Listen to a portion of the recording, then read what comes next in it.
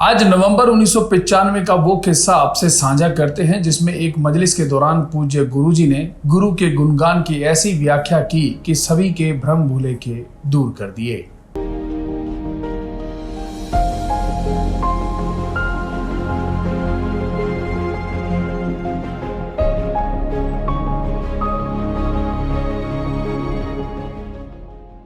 नमस्कार, मैं हूं अनिल खक्कड़ और रूहानी जीवोद्धार यात्रा सच्ची व रूहानी बातें मेरे साईं की के इस एपिसोड में आपका स्वागत है।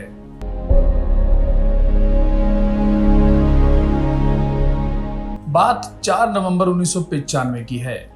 उस सुबह की मजलिस 8 बजे प्रारंभ हुई। पूज्य हुजूर पिताजी आकर स्टेज पर विराजमान हो गए। शब्द वाणी चलती रही। शहंशाह मस्ताना जी महाराज के जन्म महीने की खुशी में शब्द बोले जा रहे थे। इसके बाद हजूर पिताजी ने प्रेमी हरिचंद पंच कल्याणा को समय दिया। उसने अपनी हंसाने वाली बातें सुनाकर साथ संगत को खूब हंसाया।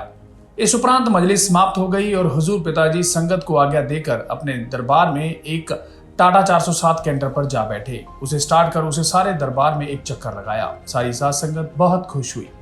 इस उपरांत शहंशाह जी तेरावास में आकर साथ संगत को मिले और उसके बाद आराम करने के लिए चले गए। शाम को मजलिस 4 बजे आरंभ हो गई। कविराज जो शब्द बोलते रहे। हजूर पिताजी 15-20 मिनट बाद आकर स्टेज पर विराजमान हो गए। सारी साथ संगत को आशीर्वाद दिया और शब्द वाणी फिर से शुरू हो गई। आखिर में एक शब्द सेवादार बहनों ने बोला जिसकी टेक थी अनामी वालिया सानू चरनी लालिया। इस शब्द के बाद पूज्य गुरु जी ने व्याख्या की। पूज्य गुरु जी ने फरमाया, हम तो सदगुरु के हुक्म अनुसार जैसा मालिक ने ख्याल दिया कुछ न कुछ वर्णन करते हैं। बेपरवाह मस्ताना जी शाह सतनाम जी के बारे में बताना सूर्य को दिया दिखाने के बराबर है। जैसा ख्याल जितनी बुद्धि मालिक ने दी उसी के अनुसार गुणगान करते हैं। जैसे समुद्र को कभी मटके में हवा कोई कमरे में बंद नहीं किया जा सकता, वैसे ही उनके नूरी जलाल पवित्र वचन दर्शन दीदार के बारे में बताना असंभव है।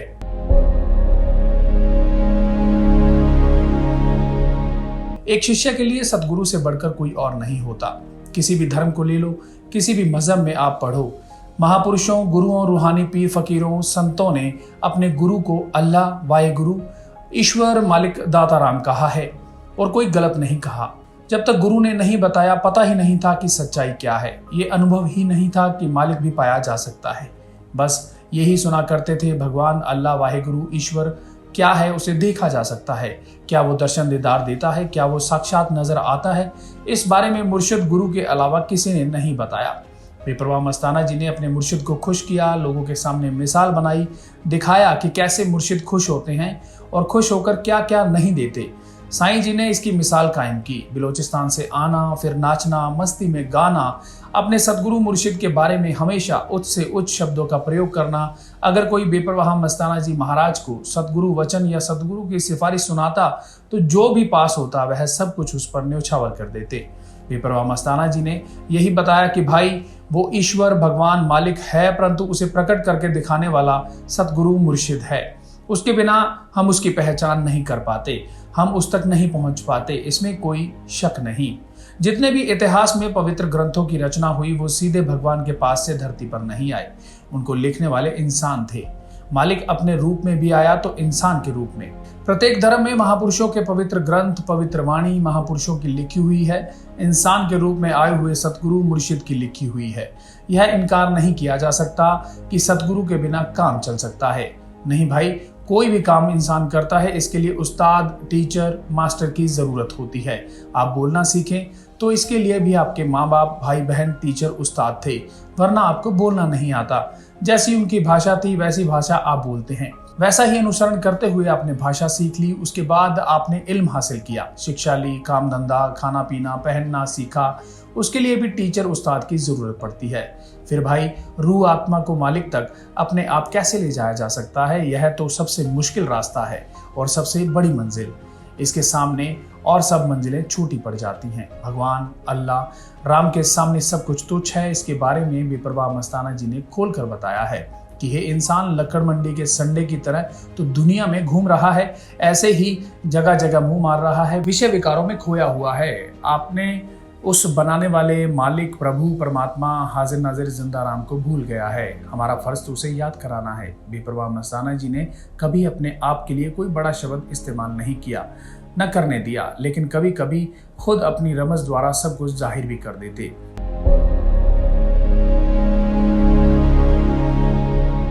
एक बार एक जगह बेपरवाह जी बैठे हुए तरबूज खा रहे थे। कुछ लोग वहां घूम रहे थे और कुछ सत्संगी भी पास में बैठे हुए थे। अचानक बेपरवाह जी ने कहा, कोई यकीन करेगा कि खुदा रब मतीरा खा रहा है, तरबूज खा रहा है।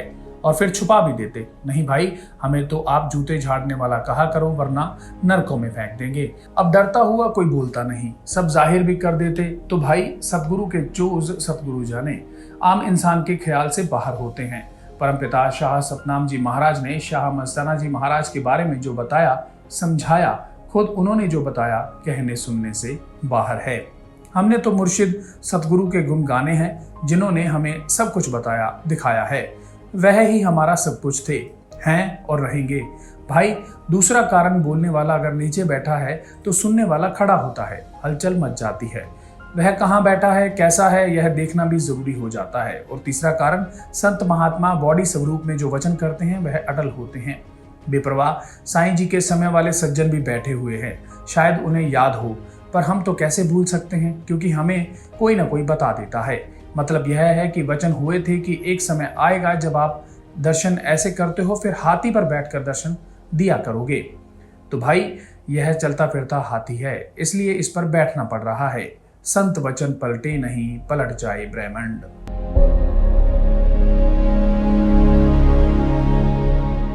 इसके आगे पूज्य गुरु जी ने फरमाया कि बेपरवाह साईं जी ने जो वचन किए, हम तो उन पर फूल चढ़ा रहे हैं और कोई हमें अपनी मान बढ़ाई की इच्छा नहीं। सतगुरु मुर्शिद के जो वचन होते हैं वह पूरे होकर रहते हैं, कोई उन्हें रोक नहीं पाता। मुसलमान फकीर भी यह बताते हैं कि गुरु असल में प्रभु आप ही होता है।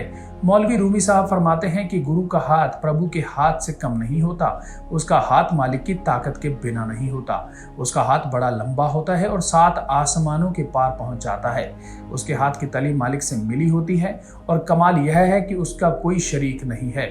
इंसानी सूरत के अंदर सूरज छिपा हुआ है, उसको जानो कि वो कैसा है।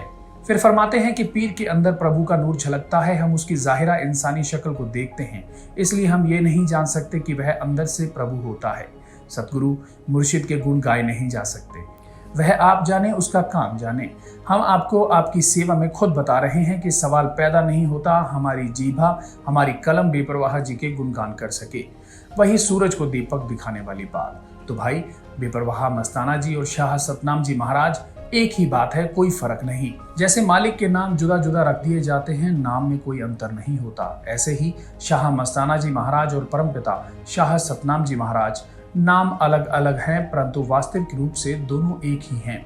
बात होती है अमल की, सच्चाई की, तो वास्तविकता यही है, कोई अंतर नहीं और सतगुरु का गुणगान नहीं किया जा सकता। ऐसी रहमत, परोपकार, प्यार, आनंद, लज्जत, खुशी बहार जिंदगी में आती है सतगुरु के प्यार से, मुर्शिद के दर्शन दीदार से, जिसका वर्णन बिल्कुल नहीं हो सकता।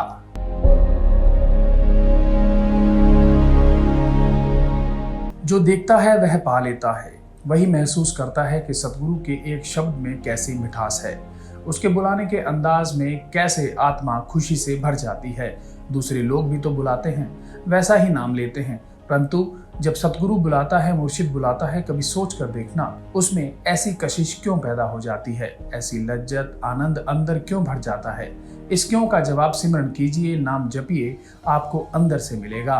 बाहर से कोई यह नहीं बता सकता कि उस मालिक के आनंद, सतगुरु के प्यार में कैसा नशा, कैसी लज्जत, कैसी खुशी है। कुर्बानी बताती है कि यदि सारी धरती को कागज बना दिया जाए, सारे वृक्षों की कलम बना ली जाए, 7 समुद्रों की स्याही हो और लिखने बैठ जाएं, फिर भी गुरु की महिमा नहीं गाई जा सकती। सब पर्वत स्याही करूं, घोलू समुद्र माही, धरती का कागज करूं, गुरु गुण लिखा न जाए।